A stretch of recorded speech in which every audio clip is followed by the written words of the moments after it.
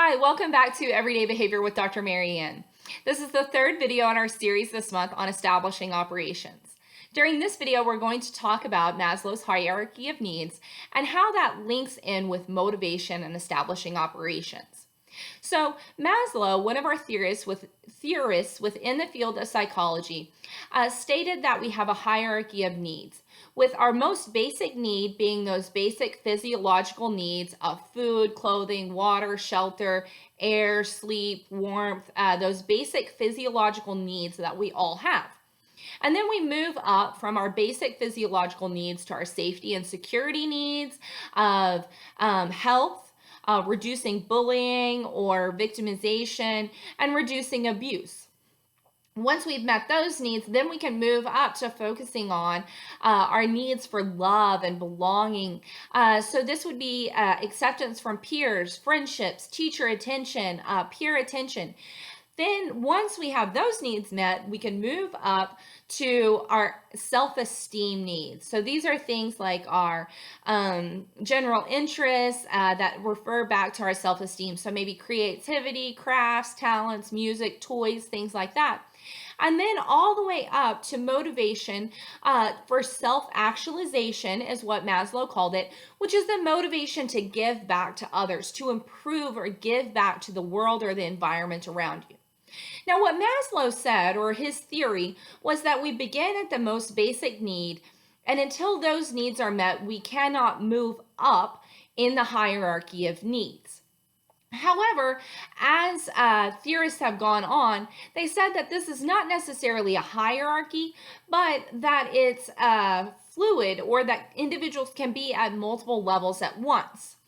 That's because sometimes individuals who don't have those basic physiological needs met for whatever reason still engage in artistic activities or still engage in or need that love and belongingness despite not having adequate food, shelter, or warmth. So rather than being a moving up or down the hierarchy, it's kind of fluid within the hierarchy, but you want to meet all of these areas or categories of need. And you probably want to make sure that you're meeting those basic needs first before you move up into some of those needs, like those tangible needs or activity needs of crafts, talents, music, toys, video games, things like that. And that individuals who don't have those basic needs met are likely unwilling or unmotivated by improving the world or the environment around them. Not always. So again, this is not an end-all be-all theory. It is just a theory or a concept or a conceptualization to help identify different areas of needs.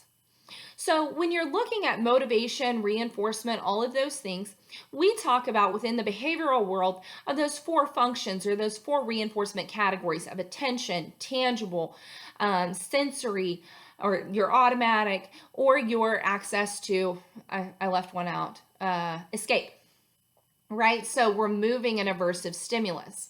And so we categorize these slightly different. However, the premise behind both is similar, that you have to meet those basic needs of food, water, shelter, safety, as they impact behavior. So I would like to encourage you with children not just to look at reinforcement from the standpoint of or behavior intervention plans from the standpoint of how do we offer access to a toy or a treasure chest or a prize box or those basic things, but how do we meet the continuum of the student's needs? And so rather than looking at the student has a behavior problem, how can you look at what needs does this student have that they're trying to have met? So often behavior, or always, behavior serves a purpose. And so that purpose of the behavior could be due to an underlying deficit or missing need. And so it could be due to a lack of sleep. It could be due to an underlying medical concern, such as headaches or vision deficits. It could be due to an inadequate environment at home. It could be due to, like I said, that lack of sleep, that lack of adequate food, or a well-balanced diet. So you want to make sure that you're meeting all of those needs as part of a behavior plan. And when you're doing this, you want to make sure that when you're talking with parents or when you're assessing the child, that you are assessing not just what the behavior is, but what is their sleep like? What is their diet? What is the home environment like? Now, we don't want to get into a situation where we have problem admiration and we say, oh, well, we just can't meet that need because the home environment is poor. Everyone can meet a need. And so if the child does not have adequate food, how can you link them up to resources in the community that can help to provide food in the home setting? So is that a local food bank or a religious organization that has the means to provide food in the home setting? Do you have a home to school backpack program that sends home weekend backpacks? Or can you make sure that even if they don't arrive to school on time, that they still get breakfast at the beginning of the day and maybe some additional snacks during the day that aren't afforded to all of the kids in the environment? Because remember, all the kids in the environment may not have equal needs. And so some kids may have adequate food, whereas this child is not on an equal playing field in that. And so they may need additional support in the home environment or in the school environment.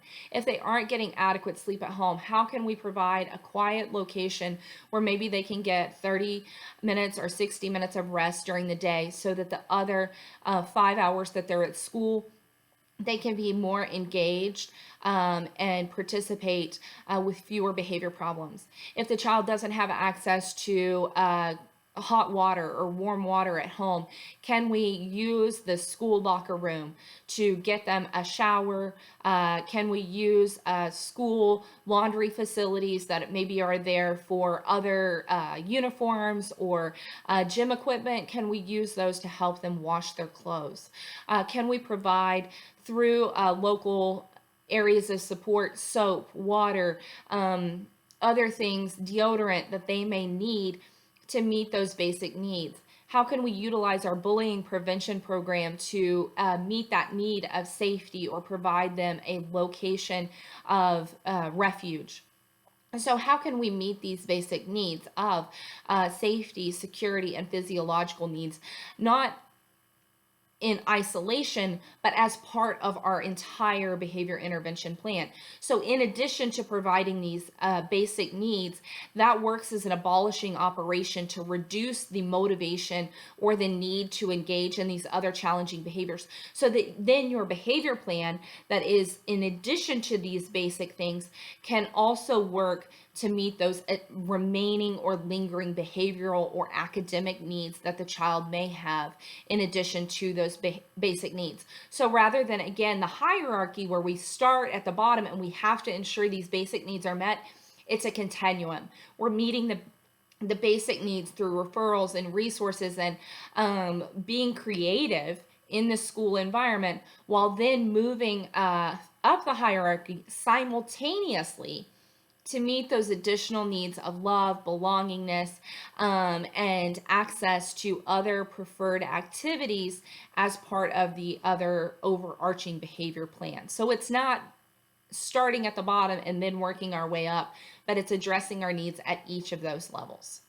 Have a wonderful day. Thank you for joining us for this video. I do have a resource on my Facebook page that accompanies this.